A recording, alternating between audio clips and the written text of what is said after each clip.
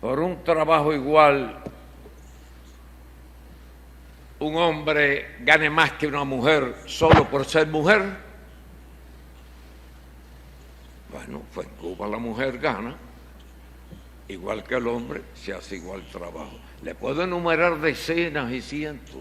Es decir, que no se puede estar utilizando ese argumento, pienso yo, en la confrontación política, que no es justo, no es correcto.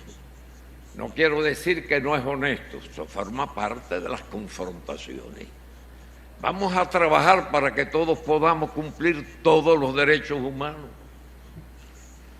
Eso es así. Igual que hablar de presos. Yo voy a terminar porque fue un compromiso determinar puntual. No es correcto por preguntarnos por presos políticos. Dígame el nombre del preso político. Y ya.